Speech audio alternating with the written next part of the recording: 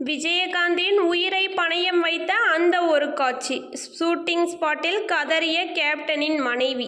வணக்கம் நேயர்களே. தமிழ் சினிமாவில் புரட்சி கலைஞர் என்றும் நிஜ வாழ்க்கையில் கருப்பு எம்ஜிஆர் என்றும் மக்களால் அன்போடு அழைக்கப்பட்டவர் கேப்டன் விஜயகாந்த். சினிமாவில் சண்டை காட்சிகளில் டூப் போடாமல் நடித்து மிரள வைக்கும் விஜயகாந்த் திரையுலகில் ஏழை எளிய கலைஞர்களுக்கு வாரி வாரி வழங்கும் மாபெரும் கொடைவள்ளல். அப்படிப்பட்ட ஒரு கம்பீரமான இரும்பு மனிதரின் உயிரை போகக்கூடிய ஒரு ஆபத்தான காட்சியை நிஜமாகவே செய்ய சொல்லி இயக்குனர் ஆர்.கே. செல்வமணி அவர்கள் அதிரடி உத்தரவு போட்ட ரகசியத்தை பற்றி இன்று பார்க்கலாம். அது 1990களின் ஆரம்ப காலம். இயக்குனர் ஆர்.கே. செல்வமணி இயக்கத்தில் விஜயகாந்த் நடிப்பில் புலன் விசாரணை என்ற பிரம்மாண்ட ஆக்ஷன் திரைப்படம் உருவாகி கொண்டிருந்த காலகட்டம். படத்தில் விஜயகாந்த் அவர்கள் ஒரு நேர்மையான சிபிஐ அதிகாரி கதாபாத்திரத்தில் நடித்துக் கொண்டிருந்தார். படத்தின் கிளைமேக்ஸ் காட்சியில் வில்லனை துரத்தி கொண்டு ஓடும் ஒரு பிரம்மாண்ட ஹெலிகாப்டர் காட்சி படமாக்கப்பட வேண்டியிருந்தது. கதையின்படி விஜயகாந்த் அவர்கள் பறந்து கொண்டிருக்கும் ஹெலிகாப்டரின் கீழ்ப்பகுதியில் இருக்கும் கம்பியை பிடித்து கொண்டு தொங்க வேண்டும்.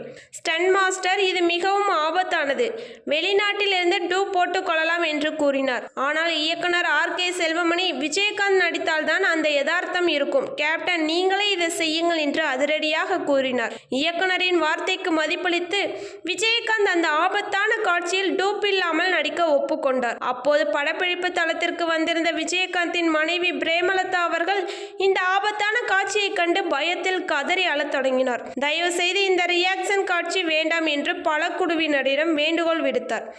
ஆனால் விஜயகாந்த், பிரேமா, என் ரசிகர்களுக்கு நான் உண்மையாக இருக்க வேண்டும், டூப் போட்டால் அவர்கள் ஏமாந்து விடுவார்கள் என்று தன் மனைவியை சமாதானப்படுத்திவிட்டு ஹெலிகாப்டரில் ஏறினார். ஹெலிகாப்டர் 100 அடி உயரத்திற்கு மேல் பறக்கத் தொடங்கியது. விஜயகாந்த் ஹெலிகாப்டரின் கம்பியை பிடித்து கொண்டு காற்றில் தொங்கினார். ஒரு கட்டத்தில் பலத்த காற்று வீசிய போது விஜயகாந்தின் கை நழுவி அவர் கீழே விழப்போனார். படக்குழுவினர் அனைவரும் பயத்தில் அலறினர். ஆனால் தன் அசாத்திய தைரியத்தால் நூலிலையில் விஜயகாந்த் தப்பித்து அந்த பெரிய விபத்திலிருந்து உயிர் பிழைத்தார். படம் திரைக்கு வந்தபோது அந்த ஹெலிகாப்டர் காட்சி ரசிகர்களின் சீட்டின் நுனிக்கே வரவழைத்தது. கேப்டனின் இந்த அசாத்திய அர்ப்பணிப்பை பற்றிய சுவாரஸ்யமான வரலாற்று செய்தி உங்களுக்கு பிடித்திருந்தால் இந்த வீடியோக்கு லைக் பண்ணிட்டு மறக்காம நம்ம சேனலை சப்ஸ்கிரைப் பண்ணிக்கோங்க. நன்றி.